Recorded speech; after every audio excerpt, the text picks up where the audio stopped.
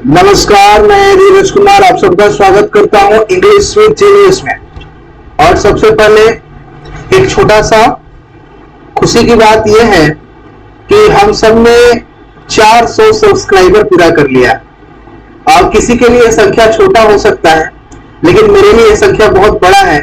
और अचानक से जो ग्रोथ देखने को मिला है उससे मन गदगद है और बहुत प्रसन्न है। तो मैं प्रयास कर रहा हूं आज से कि मैं आप सबके लिए और अच्छा से अच्छा वीडियो आप सबको दूं, अच्छे से अच्छे क्वेश्चन को खूब बहुत बार पूछे गए जो क्वेश्चन होंगे उसको मैं आपके लिए लाऊं, अच्छे क्वेश्चंस लाऊं, थोड़ा मॉडरेट क्वेश्चन लाऊं, थोड़ा हार्ड क्वेश्चन लाऊं, ताकि आपके एग्जामिनेशन में आसानी से सभी क्वेश्चन का हल मिल सके, आसानी से आप हर एक क्वेश्चन को सॉल्व कर सके। तो चलिए शुरू करते हैं प्यारे बच्चों आज का सेशन। और फर्स्ट क्वेश्चन हमारे पास है, जो लोग 2-4-5 दिन से हमसे जुड़े हुए हैं जिन लोगों को ये पता होगा कि यहाँ पर एसएससी सीजीएल का जो है बैच शुरू हो चुका है। यहाँ पर रोज हम लोग प्रैक्टिस करते हैं, 15 क्वेश्चन 20 क्वेश्चन प्रैक्टिस करते हैं। हम लोग जनरली पैसेज प्रैक्टिस क्यों नहीं करते हैं, आपके मन में सवाल होगा। तो पैसेज प्रैक्टिस ना करने का मेन ये है कि अब हमारे पास उतना सुविधा है नहीं और क्वेश्चन थोड़ा लंबा होता है, तो उसको हम लोग प्रयास कर रहे हैं कि इसमें वो भी समाहित हो सके और हम लोग पैसेज को ही पढ़ा सके। मैं खुद बहुत ज्यादा उत्सुक हूँ पैसेज को बताने के लिए, ताकि वह भी आपके एग्जामिनेशन के लिए एक बहुत अच्छा मायने रखता है। 4 से 5 मार्क्स का सवाल आता है पैसेज से। तो चलिए आज मैंने आपका कुछ समय लिया, अब शुरुआत करते हैं क्वेश्चन नंबर फर्स्ट से। फर्स्ट क्वेश्चन में क्या कर रहा है, select the option that will improve the underline part of given sentence. ये जो नीचे सेंटेंस दिया हुआ है इसमें एक पार्ट है जिसमें हम लोग अंडरलाइन किए हुए हैं। इस अंडरलाइन पार्ट के जगह पर क्या ऐसा होगा जो उसको और इंप्रूव कर दे, अच्छा। Sorry dear students, by the time Kavya will reach home, I will have reached Kanpur.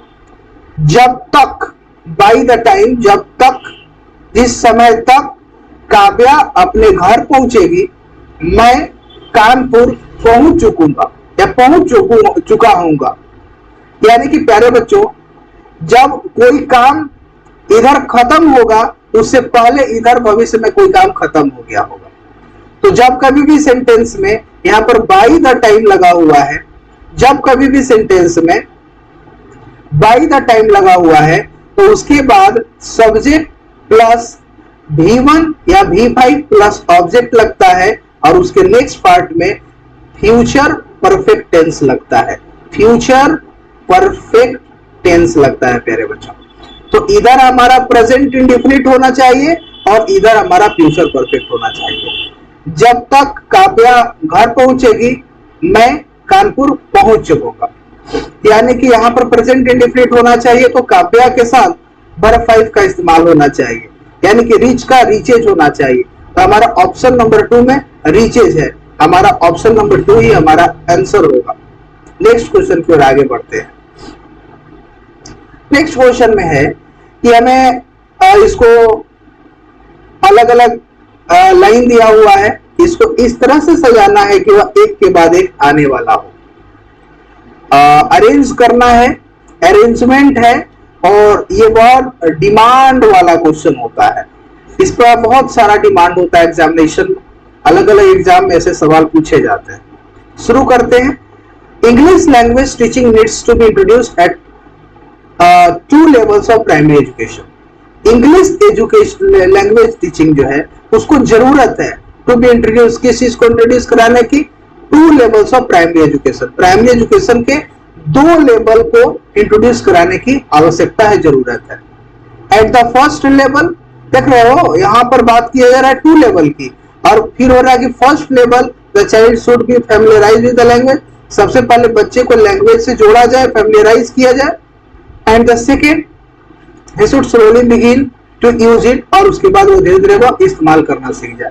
तो ये तो फिक्स पता हो गया कि यदि ए आएगा तो उसके बाद बी आएगा, उसके बाद सी आएगा। तो ए बी सी, क्या आपको लगता है कि ये डी में होना चाहिए अकॉर्डिंग टू एनसीएफ 2005 रेगुलेशन?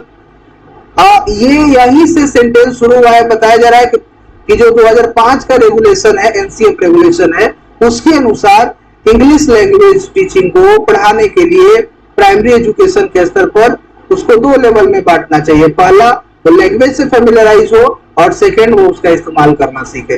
तो सबसे पहले सेंटेंस में डी होगा, फिर ए होगा, फिर बी होगा, फिर सी होगा। हमारा ऑप्शन जो होगा प्यारे बच्चों वो 1 होगा। आइए नेक्स्ट क्वेश्चन की बात करते हैं, अगले क्वेश्चन की।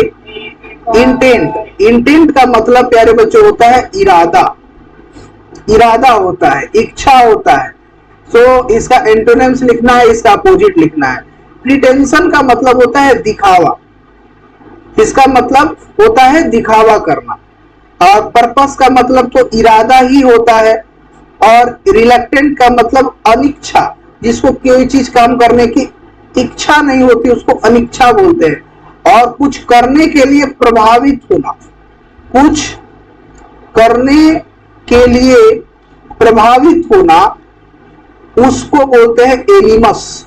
उसको बोलते हैं प्यारे बच्चों एनिमस बोलते हैं। कुछ करने के लिए यदि कोई प्रभावित है तो एनिमस है। कोई अनिच्छुक है वह रिलक्टेंट है, यानी कि इच्छा, इरादा।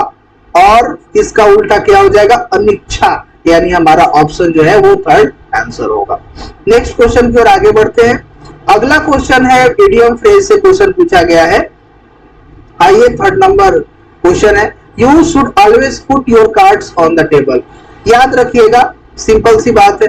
Put your card on the table का मतलब होता है कि ऑनेस्ट होना, खुला हुआ आदमी होना, कोई चीज सीक्रेट आपके बारे में ना हो, पूरी तरह से जो आपके पास है ईमानदारी पूर्वक अपने बारे में बता दो।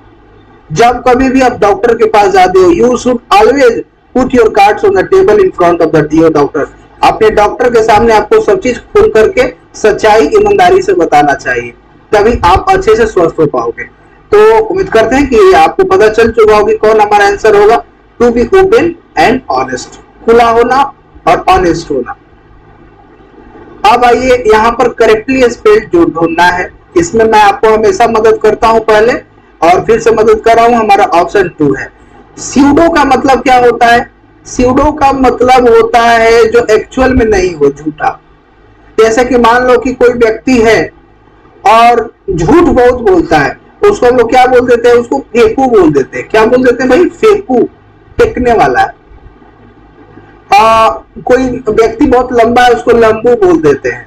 कोई मोटा है, उसको मोटा ही बोल देते हैं। उसका एक अपना नाम होता है, लेकिन उसको हम लोग उसका उपनाम दे देते हैं, उसका एक दूसरा नाम दे देते हैं। उसी को हम लोग क्या बोलते हैं? स्यूडोनिम, उपनाम। नेक्स्ट क्वेश्चन की ओर आगे बढ़ते हैं प्यारे बच्चों। अगला क्वेश्चन है इंप्रूव करना है। सॉरी प्यारे बच्चों, all the allegations levelled against him were found to be baseless. तो सभी के सभी जो एलिगेशंस लगाए गए थे, उस पर गलत आरोप लगाए गए थे, लेवल्ड अगेंस्ट उसके खिलाफ, वो सभी के सभी बेसलेस थे, आधारहीन थे। अब मैं आपसे पूछूंगा कि बॉइल्ड एग, बॉइल्ड एग इसका मतलब क्या होगा प्यारे बच्चों? बॉइल्ड एग का मतलब हुआ उबला हुआ अंडा। इसका मतलब क्या होगा प्यारे बच्चों? ब्रोकन चेयर, टूटा हुआ कुर्सी। तो ये एक्चुअली में वर्ब होते हैं, लेकिन कभी कभार ये पार्टिसिपल की तरह इस्तेमाल किए जाते हैं। और फिलहाल ये जो बॉइल्ड है वो वर्ब नहीं है, ये पास्ट पार्टिसिपल है, ये पास्ट पार्टिसिपल है। उसी प्रकार से यहां पर प्यारे बच्चों है all the allegation labelled against, यानी कि जो लेबल लगाया हुआ उसके खिलाफ जो एलिगेशन लगाया गया है, लेबल किया गया है, वो गलत है। तो यहां पर जैसे बॉइल्ड एग होगा उसी प्रकार से यहां पर लेबल्ड होगा। जैसे कि all the mangoes, all the mangoes eaten by Ram was sweet. सभी के सभी मैंगो जो राम के द्वारा खाया गया, ईटेन बाय राम, यानी ईटेन मैंगोज, खाया हुआ आम, उसी पर लेबल्ड एलिगेशन, लगाया हुआ एलिगेशन। तो यहाँ पर लेबल्ड हमारा प्यारे बच्चों सही है, यहाँ पर कोई एरर नहीं है, यानी कि हमारा नो करेक्शन रिक्वायर्ड है, याद रखिएगा। नेक्स्ट है I have been waiting for you for 2 o'clock in the afternoon. अब आई हैव बीन, तो ये प्रेजेंट परफेक्ट कंटिन्यूअस टेंस है, यहाँ पर 2 o'clock है, मैं 2 बजे से आपका दोपहर में वेट कर रही हूँ। तो 2 बजे से फिक्स टाइम है, और जब फिक्स टाइम होता है तो उसको बोलते हैं पॉइंट ऑफ टाइम, और पॉइंट ऑफ टाइम के लिए प्यारे बच्चों क्या लगता है, सिंस का इस्तेमाल होता है। इसलिए यहां पर एरर जो होगा ग्रामेटिकल एरर होगा फॉर के पास। ये 3rd नंबर हमारा आंसर हो जाएगा। अगले सवाल की ओर आगे बढ़ते हैं, आइए आगे बढ़ते हैं। द रिसेंटली हाइक, हाल ही में बढ़ा हुआ, हाल ही में बढ़ा हुआ in the price of petrol, जो पेट्रोलियम प्रोडक्ट का प्राइस है वो बढ़ा है, will hit household budget severely, बहुत गलत तरीके से, बड़ा जोरदार तरीके से हर एक घर के बजट को क्या करेगा, हिट करेगा, यानी कि मतलब प्रॉब्लम क्रिएट करेगा। तो जैसे मैं एक सेंटेंस आपको बोलता हूं, आई मेट हिम रिसेंटली, मैं हाल ही में उससे मिला, मैं हाल ही में उससे मिला। तो मिलने का समय कब था, हाल ही में। तो ये रिसेंटली जो है वह मेट को क्वालिफाई कर रहा है, यानी कि वर्ब को क्वालिफाई कर रहा है।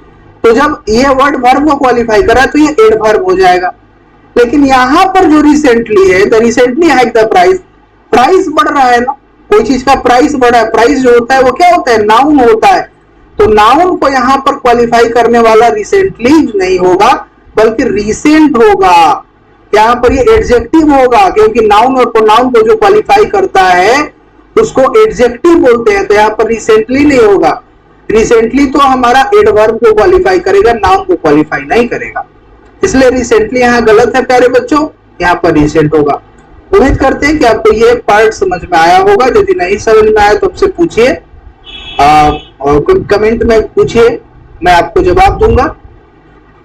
अगला सवाल है प्यारे बच्चों, इसमें तो इनडायरेक्ट स्पीच में बनाया हुआ है, हमें डायरेक्ट में बदलना है। ही टोल्ड मी, जब ही टोल्ड मी है तो ये तो फिक्स बात है कि यहां पर क्या आना चाहिए, ही सेड टू मी और इन्वर्टेड कमा। Although he did not like coffee much, he could give it a try. Although, उसके बाद although आना चाहिए, और ही है यहाँ पर, तो 3rd पर्सन तो बदलता नहीं, तो ही का ही रहेगा। did not जब डायरेक्ट में होता है तो डज होता है, तो यहीं से पकड़ा जाएगा। लेकिन अब आइए, पहला ऑप्शन है हमारा, थोड़ा सा ऊपर की ओर आते हैं, देखते हैं इसमें ऑल्दो इसमें लगा हुआ है प्यारे बच्चों, नहीं लगा है भाई, ये गलत हो जाएगा। इसमें डिड लगा हुआ है और इसमें भी डिड लगा हुआ है। आपको तो पता है ना कि डू डज डिड में बदलता है, तो इसमें तो डू या डज रहना चाहिए था, ये भी गलत, ये भी गलत। डू या डज रहना चाहिए, ये हमारा आंसर जो होगा वो क्या होगा प्यारे बच्चों, सही होगा। एलिमिनेट कर लेना, ये डिड तो बदल के आया है ना, ये डिड कम, जब डू या डज रहता है इसमें डायरेक्ट स्पीच में, तो इनडायरेक्ट स्पीच में इसका क्या होता है, डिड होता है। यानी कि इन सब यदि आंसर होते तो इनमें डू लगना चाहिए था या डज लगना चाहिए, जो कि नहीं है, और यहाँ केवल डू नॉट है। हमारा ऑप्शन 1 जो होगा वो करेक्ट होगा। अगला प्यारे बच्चों, अगला represent something as larger, better और worse than it is really. कोई चीज को बढ़ा चढ़ा करके बोलना, बढ़ा चढ़ा करके बोलना, माने छोटे से छोटे बातों को ना एकदम बहुत बढ़ा देना। जैसे कि मान लो कि एक छोटा सा एक्सीडेंट हुआ, एक्सीडेंट में किसी एक बच्चे का थोड़ा सा यहाँ पर छोटा सा ना चोट लग गया, थोड़ा सा, उसे कुछ होने वाला नहीं। लेकिन जो बढ़ा चढ़ा के बोलने वाला व्यक्ति कि एक बच्चा जा रहा था और भयानक एक्सीडेंट हुआ, और भयानक एक्सीडेंट के पश्चात उसके शरीर को जांचा गया और जांच में उसको छोटा सा चोट दिखाई दिया, यानी कि बिना मतलब का बहुत ज्यादा बढ़ा चढ़ा करके उसको बोलते हैं क्या, एग्जेजरेट बोलते हैं। कुछ लोगों को बोस्ट लग रहा होगा, बोस्ट का मतलब होता है डिंग हाँकना। डिंग हाँकना का मतलब केवल पॉजिटिव बात करना, इसमें निगेटिव पॉजिटिव कुछ भी हो सकता है, बस बढ़ा चढ़ा के बोलना। अपोस्ट मतलब क्या होता है? डिंग हाँकना, बस अपनी बड़ाई किए जा रहा है, मेरे पास ये है वो है, वो बोस्ट होता है। एप्लॉड मतलब प्रेज करना, बड़ाई करना। और रिडिक्यूल मतलब भद्दा होता है, फालतू होता है, मजाक होता है, ये सब। आइए आगे बढ़ते हैं। द टूर कंपनी, एक टूर कंपनी है जो टूर कराती है, लोगों को एक जगह से दूसरी जगह ले जाती है। वाज एक्यूज्ड, उसको दोषी पाया गया था। फॉर, किस चीज के लिए? Misleading tourist about the location of their hotel, उन लोगों के जो होटल का लोकेशन था उसके बारे में टूरिस्ट को मिसलीड किया गया। तो मिसलीड तो अच्छाई से नहीं किया जाएगा, पहले मतलब अच्छाई होता है। मिसलीड असाधारण तरीके से, असाधारण तरीका मतलब कोई बड़ा काम किया तो उसको असाधारण तरीका बोला जाता है। डेलिबरेटली मतलब जानबूझकर, माने जानते हुए भी इन लोगों ने लोगों को मिसलीड किया। आप लीजिए मतलब खुश होकर, तो कोई मिसलीड करेगा आपको तो जानबूझकर के ही करेगा। हमारा आंसर जो है थर्ड होगा। अगला क्वेश्चन है, हमें वन वर्ड ढूंढना है। To act as an official जज, एक जज के रूप में काम करना। इन अ कंपटीशन और डिसाइड, एक कंपटीशन में या डिसाइड करना दो लोगों के बीच में कौन सही कौन गलत, क्योंकि वो दोनों लोग एक दूसरे से असहमत हैं, तो उनके बीच में फैसला करना, फैसला करने वाला। दो लोगों के बीच कोई चीज को लेकर के काफी ज्यादा मतभेद है, तो एब्डिकेट का मतलब तो होता है बाबू पद का त्याग करना, पद का त्याग कर देना।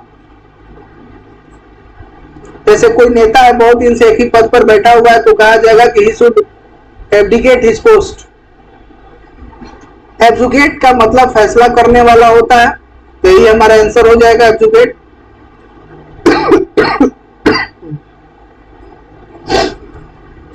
और एक ये हो हमारा कैलिफेट। कैलिफेट का मतलब आपको बताता हूं, मुस्लिमों का हेड जो होता है उसको बोलते हैं खलीफा। क्या बोलते हैं प्यारे बच्चों? खलीफा। तो खलीफा का जो क्षेत्राधिकार होता है ना, जिस क्षेत्र में खलीफा का अपना शासन होता है उस क्षेत्र को कैलिफेट बोलते हैं। आइए आगे बढ़ते हैं। Many people from this village have migrated for searching of work. बहुत सारे लोग, इसमें एरर ढूंढना है, बहुत सारे लोग इस गांव से हैव माइग्रेटेड, जा चुके हैं। माइग्रेट मतलब एक जगह से दूसरी जगह जाना, one place to another place. और सर्चिंग ऑफ फूड नहीं होता है, काम के तलाश में वो जा रहे हैं, इन सर्च ऑफ फूड होगा प्यारे बच्चों, इन सर्च ऑफ फूड होगा प्यारे बच्चों यहाँ पे। तो यानी फॉर सर्चिंग ऑफ फूड जो है ये गलत है, एरर हमारा फर्स्ट में है। प्रिकैरियस का मतलब क्या होता है? बेस्ट एक्सप्रेस चुनना है, अनिश्चित होता है।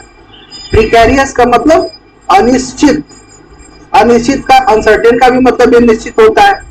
परफेक्ट का मतलब आप जानते हैं कि कोई चीज किसी चीज में पूरी तरह से सही है तो उसको परफेक्ट बोला जाता है। परपेचुअल का मतलब होता है ना बने रहना, जैसे कि इन T20 world cup Indian team is perpetual. Perpetual कहने का मतलब है कि कोई चीज में, कोई कंपटीशन में बने रहना, कोई भी चीज में लगातार रहना, शाश्वत रहना, उसको बोलते हैं परपेचुअल। और सर्टेन मतलब होता है निश्चित।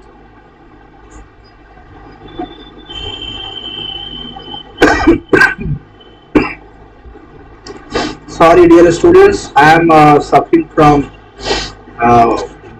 some disease like cold, but आपका प्यार, आपका दुलार, आपका मेहनत, आपका सपोर्ट यहाँ खींच लाया है, तो ये बहुत छोटा सा चीज है, मैं इसको मैनेज कर लूंगा। आप बस पढ़ाई को मैनेज करते रहें।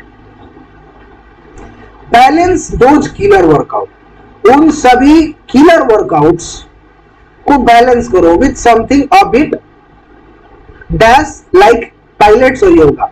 आप किलर वर्कआउट करते हैं, बड़ा बड़ा सुबह डंबल्स उठाते हैं, 50-50 केजी के वजन को उठा लेते हैं, उसको बैलेंस भी करना चाहिए, थोड़ा सा बैलेंस भी करना चाहिए। किसके साथ? योगा के साथ।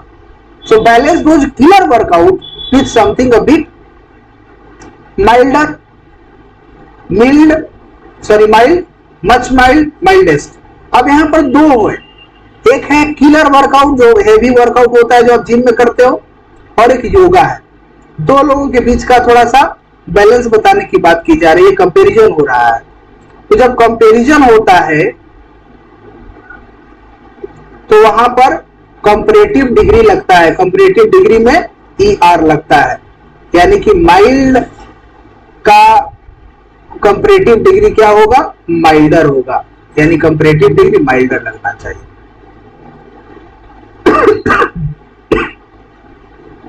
अब आइए अगला है हमारा पैसिव वॉइस बनाना है वेन। तो वेन तो सब में लगा रहेगा, तो वेन तो लगा ही रहता है ना। डीड है तो क्या रहना चाहिए पैसिव वॉइस में, वाज हो जाना चाहिए। तो वाज किसमें है, इसमें नहीं है, इसमें नहीं है, दोनों गलत हो गया। उसके बाद ऑब्जेक्ट लेना है, मिस्टेक लेना है। तो मिस्टेक तो यहां भी है, मिस्टेक तो यहां भी है। अब यहां पर वर्ब है फाइंड, तो फाइंड का वर्ब 3 फाउंड होता है, यहां पर फाउंडेड नजर आ रहा है तो गलत है। फाइंड का तो वर्ब 3 फाउंड होता है, हमारा आंसर फर्स्ट सही है।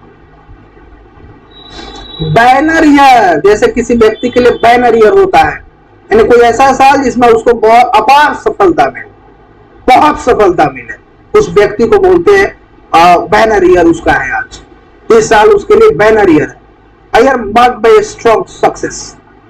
First number is our answer, my dear students. And next question. Josephine Cochrane comes from a comfortable background. एक पर्सन का नाम है, ये बोल रहा है कि ये जो है एक कंफर्टेबल बैकग्राउंड से आती है। कंफर्टेबल बैकग्राउंड मतलब उनको ज्यादा कठिन परिश्रम करने की आवश्यकता नहीं है खाने पीने के लिए, जीने के लिए।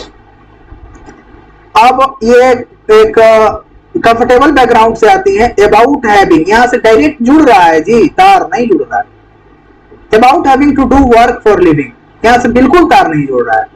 सी someone who never has to worry, वो एक ऐसी लड़की है जो उनको चिंता करने की कोई जरूरत नहीं है। किस चीज के लिए चिंता करने की जरूरत नहीं है, about having to do work for living, जीवन यापन के लिए कुछ करने की चिंता की जरूरत नहीं है। यानी कि सी के बाद बी का जुड़ाव हो रहा है। सी बिकेम, यहां पर थोड़ा एरर हो गया, क्वेश्चन में बिकम नहीं होना चाहिए था, यहां पर बिकेम होना चाहिए, तो ये तो क्वेश्चन में थोड़ा मिस्टेक हो गया है। She became a socialite and began, socialite का मतलब होता है पावरफुल, और वो पावरफुल बन गई और इंटरटेन करना उन्होंने शुरू कर दिया। यानी कि सेंटेंस जो होगा शुरुआत होगा किससे प्यारे बच्चों, ए से, कि जोसेफिन कॉक्रेन जो है वो एक कंफर्टेबल बैकग्राउंड से आती है। वो एक ऐसी लड़की है जिनको काम करने की चिंता कुछ नहीं है, वो नेवर हैज टू, उनको चिंता करने की जरूरत नहीं है जीवन यापन करने के लिए। वो क्या बन गई, पावरफुल बन गई और लोगों को इंटरटेन करना शुरू किया। यानी कि सबसे पहले ए होगा, फिर सी होगा, फिर बी होगा, फिर डी होगा, ए सी बी डी। हमारा ऑप्शन नंबर फर्स्ट ही सही आ गया। Sceptical is a last word dear students. Sceptical, संदेही, संदेही, संदेह करने वाला। जैसे कि कोई चीज बेचते हैं तो पहले आदमी शक करता है कि सही है कि गलत है, उसके बाद खरीदता है। तो डाउटफुल का भी मतलब संदेही होता है। ये वर्ड बहुत शानदार है। जो लोग वीडियो के यहां तक आए हैं उनके लिए तोहफा है, गिफ्ट है। डिसिडेंट का मतलब वह व्यक्ति जो सरकार के नीतियों का खुले तौर पर